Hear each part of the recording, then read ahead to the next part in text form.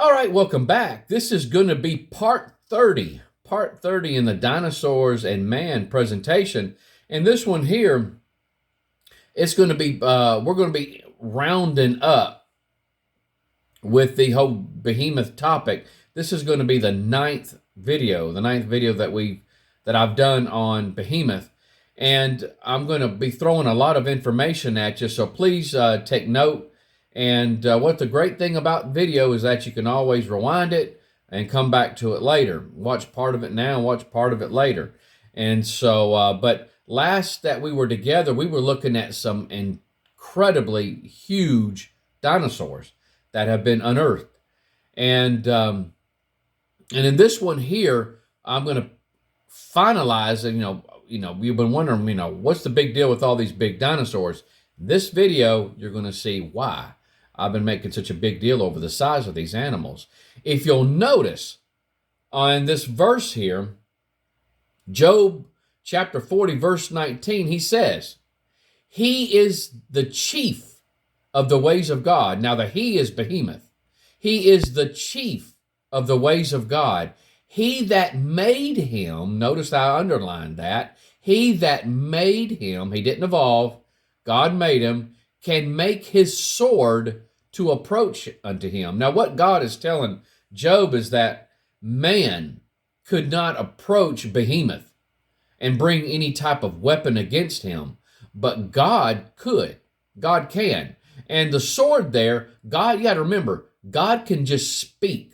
God can just speak, and things will be done, and so, but he's saying sword because, man, that's all they had was swords and arrows and, spears and stuff like that. And so he's relating that word sword into what they would have, a type of weapon. They couldn't bring any type of weapon to be formed against Behemoth.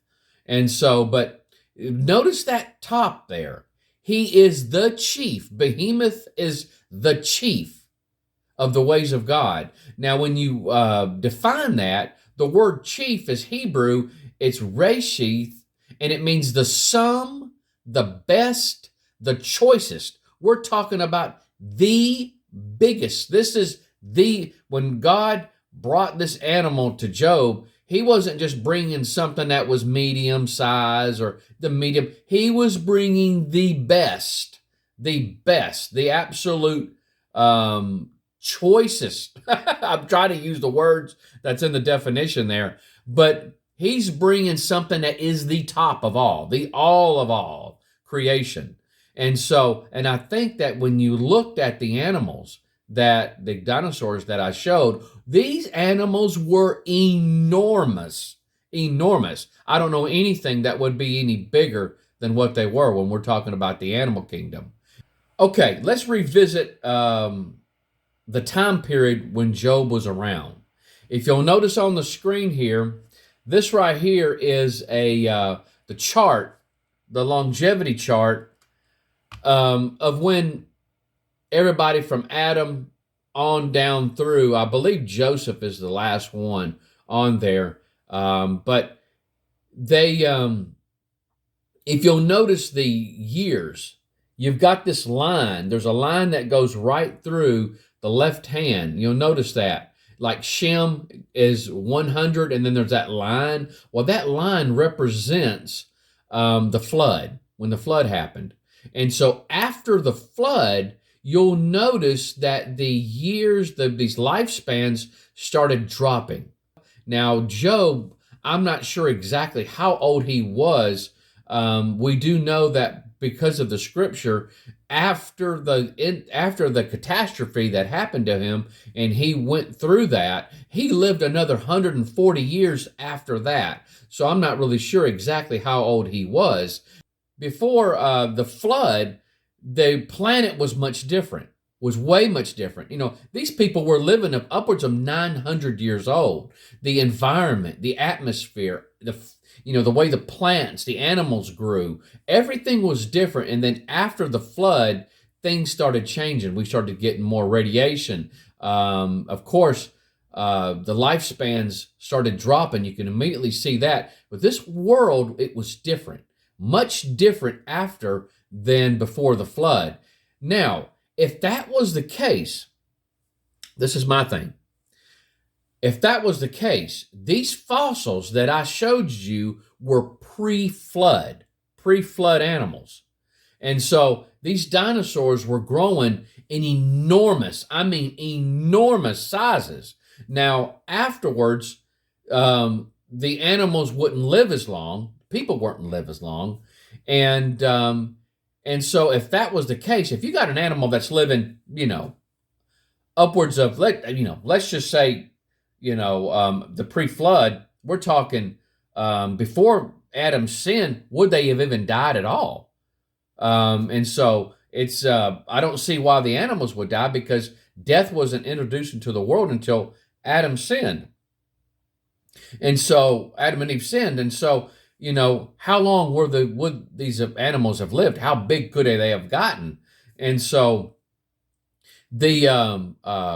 whenever Behemoth was brought to Job, he was brought to Job after the flood. So we wouldn't, at least from what, my understanding in studying all this, Behemoth would not be as big as some of those dinosaurs that I showed you. Because those were pre-flood. Those were pre-flood. Those animals could have been hundreds and hundreds of years old. And so before they actually died. And then when the flood happened, the ones that were already still living, of course, they died and they were fossilized. And we see these gigantic, massive bones that were left behind. And so how big was Behemoth by the time he lived in Job? Now, if you'll note, going back to this chart, they were living upwards of well over 100 years old. And so would that be the same case with the animal kingdom? And so could this giant reptile have lived as long as that? If that was the case, I'm sure Behemoth would have been a pretty good darn size, but at the same time, he wouldn't have been, I personally, this is my opinion, I don't think he would have been near as big as the ones that we see in the fossil record. Now, if you'll notice, the average size horse, this is the average size horse, 5 to 6 feet at the shoulders, 2,200 pounds, that's a ton. You got man there, that's 6 feet. That's what a man, the size of a fully grown average sized man to a horse. The Apatosaurus, 82 feet long. It's about 34 feet tall, about 30 to 42 tons, or 30 to 42 horses. That's how big this animal was. Now, we're talking pre-flood. Now, this is what's interesting. The Apatosaurus had a set of nostrils that was the same size, or about the same size, as the horse's nostrils. And this one researcher, this physiologist, he said that there were some serious problems trying to get air into that animal. And so they saw a problem right there, is how are you going to get enough oxygen to feed this animal? Well, very interesting statement. And he's not the only one that saw that. This is Mary Schweitzer. She was the one that discovered the soft tissue that was in the T-Rex thigh bone.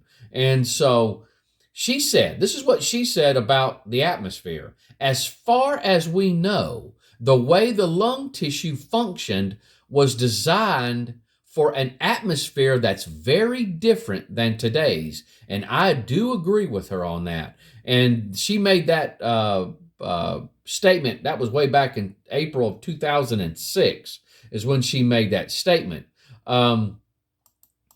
The atmosphere was much, much different than we have today. Much different. Now, this lady here, her name was Karen Chin. She's a graduate student of University of California. This is what she said. Now, this is a secular, this right here is a secular side of what they believe dinosaurs came from. In the Jurassic period, there were great sauropods, but no flowering plants.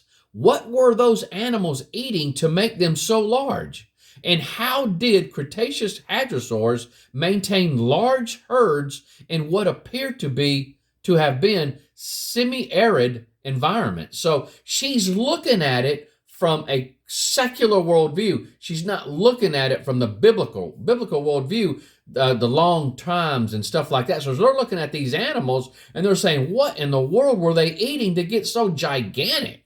And so again, guys, we are looking at we're looking at this from two different ways, but the atmosphere, we do agree that the atmosphere had to have been different at these times. These dinosaurs had gotten so gigantic. Now, it does say in Job 37:18, Job chapter 37:18, hast thou with him spread out the sky, which is strong, and as a molten looking glass. Now, what is a popular theory in some creationists is what's called the canopy theory. The canopy theory. I'm going to very briefly go over this for you guys, but I do go over this in detail in my Noah's Ark presentation. But the canopy theory was brought on by Dr. Carl Ball. Dr. Carl Ball. Again, guys, I'm going to very briefly go over this, but you have the atmosphere layers: the troposphere, stratosphere, mesosphere, thermosphere, and the exosphere. That is the atmosphere layers. Now, what they believe is that there was a canopy that covered this planet about 10 to 11 miles, 10 to 11 miles up, and it was between 10 to 20 feet thick. And so, again, approximately 11 miles up from the earth is where they believe this canopy was.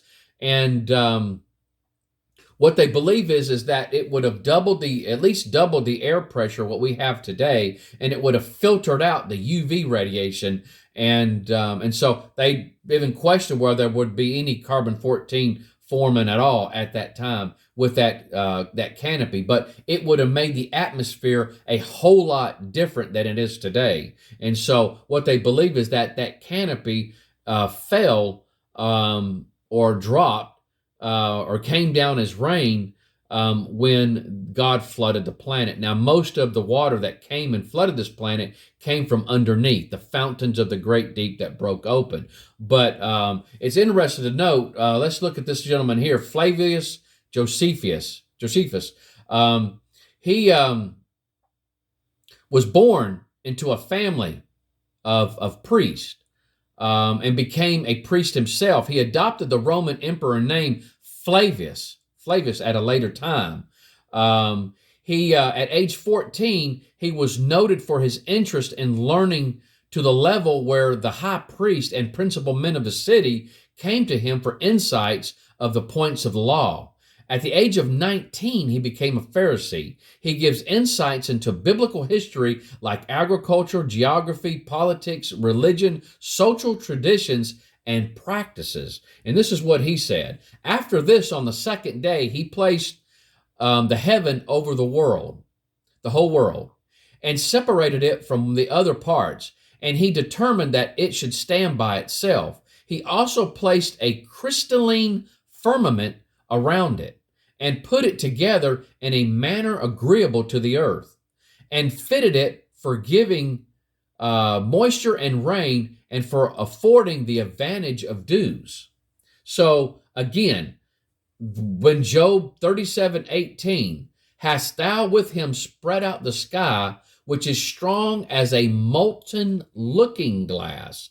And so again, if you guys want any more information on this before I get to the Noah's Ark presentation, these are two videos that you can get from Dr. Carl Ball. This is the information below. I'm hoping that the the web address and the phone number there is still the same, but that picture there, that's Dr. Carl Ball. You can go on YouTube, just put in the Creation Evidence Museum or Dr. Carl Ball, and they put out some videos on YouTube, and you will get your plates full for sure. And so, but he really details this theory about the canopy theory, and it's some amazing things, guys, that they've been able to research, and what they think the world may have looked like. And he's doing some research and he's got some models in his own museum. and stuff that they're actually researching with to see if they can duplicate certain things of what it would be like if the world did have a canopy. And so he's got some pretty amazing things that he has said that they have found. And so, but another thing you might want to look at is this. This is the book that goes throughout, that goes into it also. It's called The Panorama of Creation. The Panorama of Creation. This is by Dr. Carl Baugh. If you want to get this along with those videos, he may have these videos on YouTube. Just remember, I'm going to show you the pictures back up on the screen again. Creation and Symphony, the model, and Creation and Symphony, the evidence. Guys, it would surprise me if he didn't have these on YouTube. And so look through this. These videos were done way back. He was much younger then, but the information is still there, and it's still, very well. And so, but anyhow, we're going to stop right there. I hope if this information has been helpful to you. I threw a lot of information at you guys. We're going to revisit this canopy theory when I go into the flood. Excuse me. And but that's something we're going to come back to. But I just wanted to show you, give you some insight on, why did the dinosaurs get to be so big? Now, as far as Behemoth, if Behemoth was even half of the size as that these animals were before the pre-flood, that's still a very impressive animal. And I'd still believe that that God would have brought a dinosaur to him, because the dinosaur would have been the choicest, the chief of the ways of God, the best, the sum of all the creation as far as the animal world. He's going to bring something to Job that's going to be so impressive and awe-inspiring. I mean, when he's just he's speechless. He don't know what to say. And God's saying, hey, are you afraid of that? Are you afraid of me? God made that animal, and he said that in the scripture. Next time we're together, we are going to look at unicorns. Unicorns. What in the world is that? Do you know the Bible speaks about unicorns? Is it a horse with a horn coming out of it? That's what we're going to talk at next. This is something I'm just going to put a little extra on the end of this, and before we leave Job, and we're going to talk about this. I'm just going to go ahead and talk about it, and because you're probably going to get somebody that's going to say something, and I'll tell you a neat little story also about the unicorns in a class that I did, and when I had a teenager try to put me on the spot, and so I was able to come back with this information on this animal here. But we're going to talk about that and find out exactly what in the world was the unicorn mentioned in Scripture. All right? You guys take care. Love you. Bye-bye.